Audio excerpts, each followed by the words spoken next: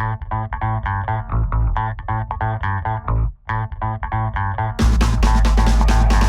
right, this is John Cola with okraw.com. Today we have another exciting episode for you, and this one's very exciting for me and should be for you guys too, since I have a special guest on my show today. I'm here with Dr. Joel Fuhrman. He's one of the guys that I look up to, and I follow his dietary advice and would encourage you guys also to follow his dietary advice as well. He has books on how to reverse diabetes and heart disease and, how to get kids to eat healthy. And one of the main things he teaches, besides just eating a plant-based diet or a starch-based diet, which are important, he takes it to the next level, right? And I want you guys to take your diet to the next level as well by eating a nutrient-dense, or what Dr. Fuhrman calls nutritarian diet. So in this episode, we're gonna ask Dr. Fuhrman why it's important to not just eat a plant-based diet, but to more importantly eat a nutrient-dense diet or nutritarian diet. So Dr. Fuhrman, what would you say? Thank you. In response to what you just said, I'd say a couple things. Number one, I'm a little confused about this word plant-based anyway, because scientists the world over don't know what that means. In the vegan community, they use that to mean vegan, plant-based, but worldwide, scientists don't use it to mean vegan. They don't know what that means, plant-based. Based means more than half. The American diet is only 32% of calories from animal products. It's already plant-based. And so I'm concerned about using that word in the scientific literature because it's unclear, and I want to use, so I'm thinking nutrient-dense, plant-rich, and I coined the term nutritarian to be clear that it means a diet designed to be nutrient-rich, but nutrient-comprehensive, complete with all the nutrients humans need. And of course, it's a diet that's designed to maximize human longevity. I know it's not for everybody. There are a lot of reasons why people choose to eat certain things. For economic reasons, they're cheap, it's available. Maybe there are foods that are more locally grown. But whatever the reasons it is, and some people eat foods they prefer to eat, they eat foods their nutritional guru tells them to eat.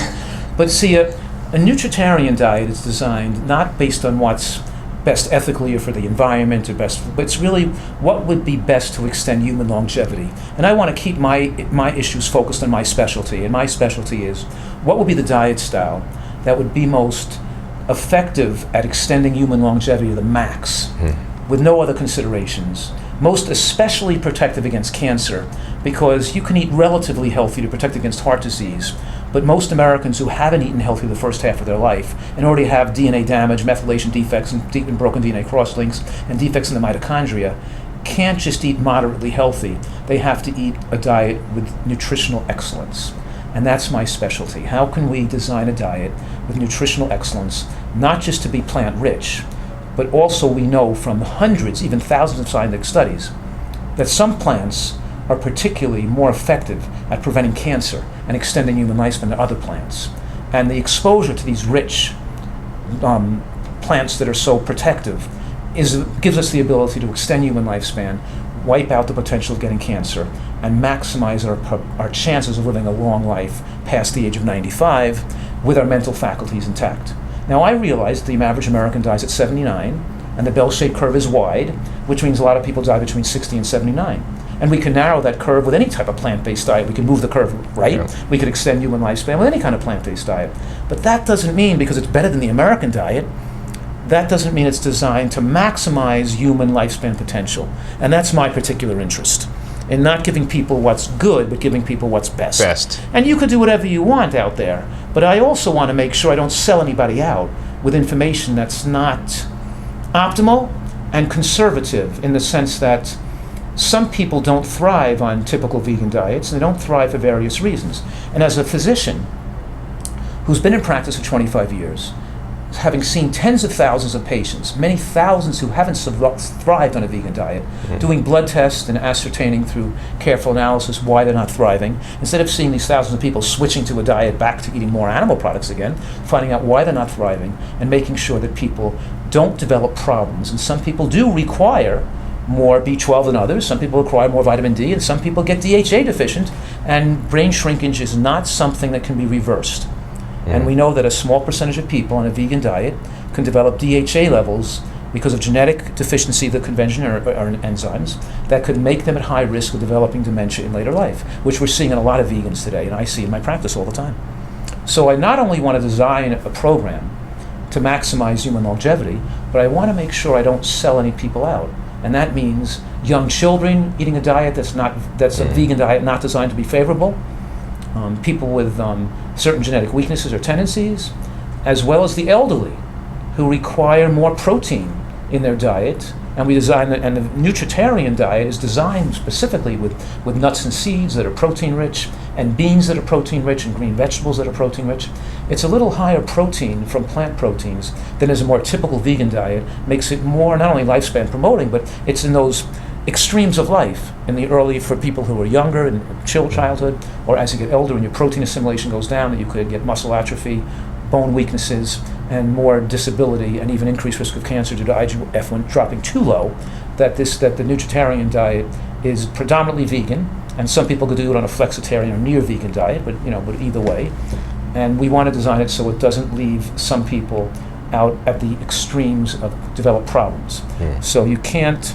So I'm being more conservative, more careful, and I think that some in the vegan community are quite radical in prescribing one dietary approach for everybody, assuming that nobody can develop a problem in it, and not paying attention to really making a diet ideal for as many people, and throwing out the widest net possible. You know what I mean by throwing out the widest net possible? Yeah, no, absolutely. Yeah. Okay. Yeah, and I mean, this is why I choose to eat a Fuhrman nutritarian dense diet myself, because it's from all the diets I've seen, and I'm a pretty smart guy, it's the best that I've seen, and then I also try to do things on my own to make Fuhrman's diet better by like growing my own food, to have higher quality fruits and vegetables, because that's the basis of his diet. So Fuhrman, for people that are not familiar with your diet style, you want to recommend and share with them the foods that you eat, the G-bombs. Well, right, the G-bombs aren't the centerpiece of the diet, but they are an acronym to help people remember foods they want them to eat regularly, almost daily, because those foods have very powerful effects that work synergistically to fight off cancer.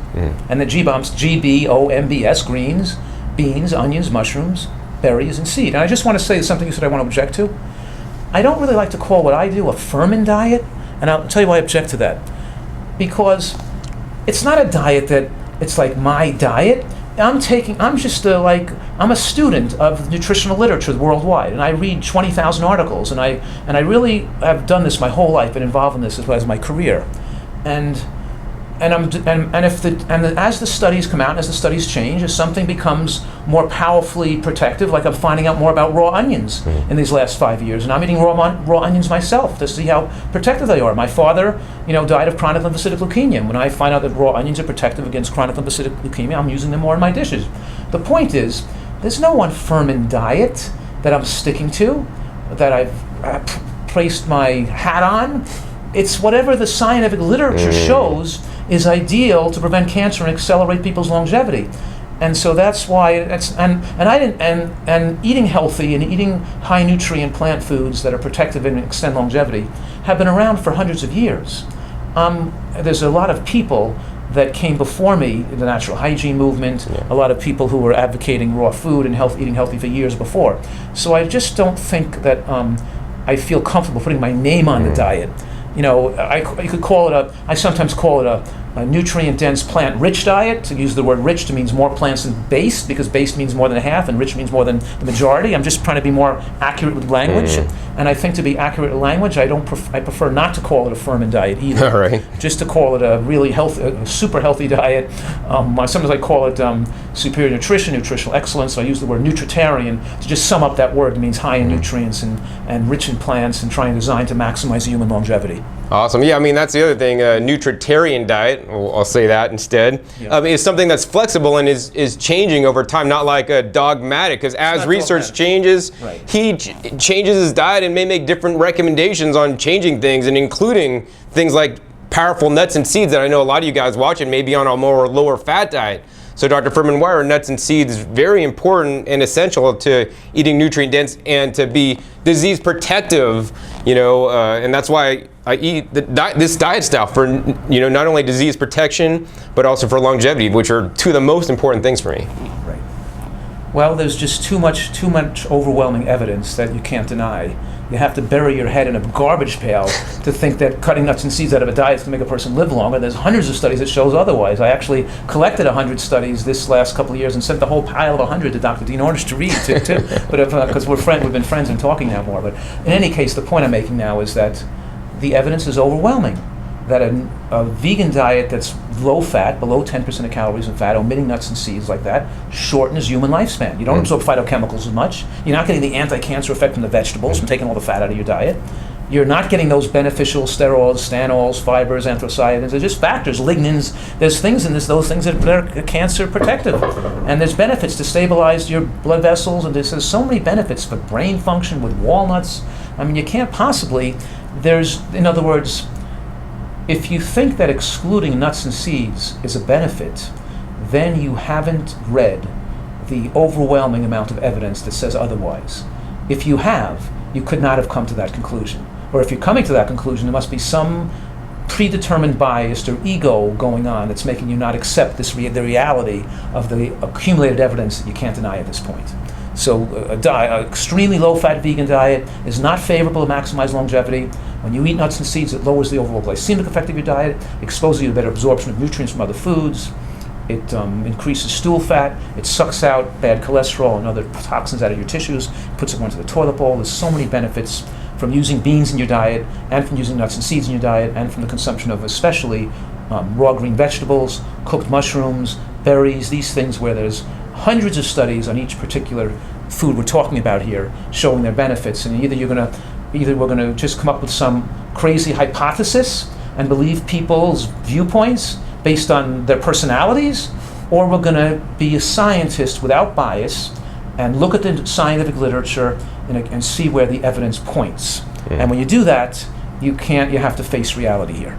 Yeah, I mean, that's the other thing I would encourage you, get some of Dr. Fuhrman's books. He has all the references in his books for the studies that share, why he does what he does. And I show the reference on both sides, by the way. Like, for example, with regard to, let's say, salt or DHA deficiency, I discussed, for example, where's the studies that hide this DHA could be bad. Let's look at those studies. If it could be good, let's look at those studies. Why are there conflicts? Why do people choose one side or the other? And why are the studies so confusing? I try to look at all the evidence and interpret the data in a way that makes logical sense, that explains the conflicting evidence in a way that makes sense, obviously. And that's making sense is that too much has bad effects, and sometimes too little has bad effects too, and we want to be in that sweet spot. When we don't know something, we want to err on the side of caution and do things what's most sensible and conservative, not to screw any people up by letting our predetermined bias affect messing anybody up based on your ego or something. Right. I mean, that's another thing I like about Dr. Fuhrman is that it's not like right, wrong, good, bad. Even, with animal consumption, as long as you eat less than 10%, and for some people even less than 5% of your calories, that could be all right on a nutritarian style diet. And we need to get enough of these things that are essential, but not, too much of things that are non-essential. Like, in my opinion, the animal products, although, certain other things like sodium. We need sodium as an essential nutrient, but we don't want too much of it because that could cause real bad problems. Any comments, Dr. Fuhrman? Well, that's probably true what you said. My only comment to what you just said is that, I don't know precisely whether a vegan diet is best for all people, but it's best for a lot of people, and it may be the best diet out there. But some people may do better with a small amount of animal products. Some elderly people may do better with a small amount. I'm designing a vegan diet with enough of the higher protein plant foods, so less people have to go on animal products to get the protein in as their protein assimilation goes down over the age of 80 years old. So people who are bodybuilders or really serious athletes or elderly people who need the extra calories and extra protein don't need to use much animal products in their diet. But we don't want to come across dogmatic in the sense that we know everything, or that there may be some, variance for individuals that are somewhat different from others, and some people may thrive on a diet with a little bit of animal products compared to none. But my point is that just because a person doesn't thrive on a vegan diet doesn't mean they should go back to eating a lot of animal products. You know what I mean? They should design the vegan diet to be more favorable for them without the animal products, and then if they do still need some animal products, it should be the smallest amount possible, because there's too many detrimental possibilities when you're taking too much animal protein, and also contaminants and other reasons why we want to keep the animal products relatively low if a person needs them. Yeah, and the whole thing we want to focus on is, once again, the nutrient-dense foods, fruits and vegetables, beans, mushrooms, onions, berries, like Dr. Fuhrman says. So, Dr. Fuhrman, any last comments for my viewers today to improve their life, to improve their health, to improve their longevity? Yes, we're talking, yes, the advice is about greens, onions, and mushrooms, and that there's some enzymes that are heat sensitive in greens and onions that should be consumed raw every day. So your green vegetables, kale, collards, lettuces, things like that, you want to eat some raw greens every day, or raw shredded cabbage, raw watercress, arugula. Beneficial myrosinase enzyme is heat sensitive. And even if you take some of that raw, if you had some cooked vegetables with it, you get more nutrients from the cooked vegetables because you ate the raw vegetables the same meal, because the myrosinase enzymes you consume that was heat sensitive can be used for some of the cooked vegetables to benefit their digestion and their formation of the beneficial isothiocyanates. Likewise, the alliinase enzyme in onions is very beneficial to form those beneficial anti-cancer organosulfide compounds. So you want to eat some raw scallion or raw onion on your salad. You don't just want to eat cooked onion because you're going to deactivate the alliinase enzyme. That's ALLIINASE. 2 L's, 2 I's, an interesting word, spelt, no other word spelt that way, alliinase. And then, as far as mushrooms, powerful anti-cancer effects. We want to use mushrooms, and a variety of them if possible. But they're best off cooked, because there's a mild carcinogen called agaritin that blows off with cooking. So I'm saying, yes, eat a lot of raw food, but add some cooked mushrooms to it, because there's just a lot of benefits from cooked mushrooms that are making it even healthier if you cook it lightly. Yeah, I want to encourage you guys not to live by any dogma style, but live with what's important to you. Like, I'm starting to include, things like cooked mushroom powders to get those mushrooms into me, because I want to be disease proof. And that's what Dr. Fuhrman, teaches you guys. Another thing I like to say is on the onions, like onions are one of the easiest things you guys could grow. And I like to prefer to eat the onion greens instead of the onion bulbs. They're a lot more nutrient dense. That's a good point. And then the point it also is making, it's fun to garden and to get into the earth and get your hands. I mean, I'm loving to do that as a hobby. I have my own greenhouse and I have a garden and I'm growing my own fig trees, my own tomatoes, my own vegetables, my own greens. And I eat I grow broccoli, but I eat a lot of the broccoli leaves right off the plant. The broccoli leaves are fantastic. They're way better, They're better than the broccoli. They're more nutrient dense too. I grow broccoli, just eat the leaves from the broccoli. So I eat part of my meals right outside in the garden. I don't even bring the food into the house. I'll grab a tomato, I'll grab some broccoli leaves, I'll pick some okraw off the plant, I'll eat I'll eat a piece from my fig tree, I'll eat berries outside. So I usually will eat part of my meal just right outside in the garden, which is a lot of fun, I think. I have a blast. I have plenty of videos eating stuff out of the garden. Right. So Dr. Fuhrman, last question for you, juicing. I think juicing can be a beneficial part of a nutritarian diet. I think it can be, especially with people with poor digestion or bad chewing, because their teeth are older, their teeth are bad. So it adds the nutrients to the diet. And for people who don't have the time to chew a big salad or the ability to chew a big salad, juicing could be advantageous. If people coming off a more conventional diet, maybe have a serious diagnosis like cancer and have to get the nutrients into their body more quickly to increase their defenses. So juicing can be beneficial for people who aren't eating as well, don't have the ability to chew as well. And so, there are a lot of reasons why you could use juicing. If you're eating a perfect diet, it's not essentially juice, of course, unless you have bad teeth and you can't chew very well. There's also an advantage to chewing a salad over juicing, of course, because there's some advantage of mixing the bacteria in the mouth with actually the salad you chew, forming more nitric oxide and other beneficial compounds. So it is, if you are going to juice, it's still good to eat a salad and chew and eat a salad you actually eat and chew too. The other problem is that you want to use your teeth and your jaw, because you don't want to have jaw atrophy and teeth atrophy because you juiced and made of your smoothies and you don't use your teeth anymore. We want to actually chew things, you know what I mean? Yeah, and it's important, in my opinion, to chew properly. Not just 2 chews on the lettuce greens or the broccoli greens and swallow. Good point. Turn it into a mush. That's why we feed babies baby food. And most people, unfortunately, don't chew things good enough. And you could tell by looking in the toilet after you go to the bathroom and seeing chunks of food. If you're seeing chunks of food that's in the toilet after you're done eating, you're not getting the benefit. It's getting flushed down the toilet. I enjoy talking to you. You're making a lot of great points. Thank you, Dr. Fuhrman. It's such a pleasure talking, and I hope your audience benefited from this, and I appreciate your work. Oh, thank you, Dr. Fuhrman. So, last thing, Dr. Fuhrman, if somebody wants to learn more about you, your books, get on your special membership program that they could talk to you and you can answer their questions, or one of your other doctors on staff, how could they do that? drfuhrman.com. We have a member site, and it's a lot of fun. We have people all over the world communicating, and a lot of people from other countries communicating. I'm really excited that my books have been translated into 17 different languages around the world. But it's really exciting.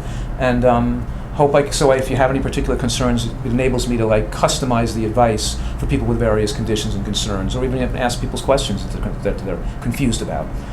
The other issue is that I mentioned is my newest book just came out, The End of Heart Disease. It's 440 pages. It's my biggest book ever, and I think it's really, I feel it's my best book, because I analyze a lot of different diets that have been proven to reverse heart disease, but the really thing I think that people need this type of comprehensive look at the futility of the medical profession, the futility of angioplasty, of bypass surgery, of cholesterol-lowering drugs, the dangers of blood pressure medications. It goes through not just the right thing to do, but why. But if I really feel if people saw how poor a choice using medications to control symptoms were, then many more millions of people would choose to eat really healthfully.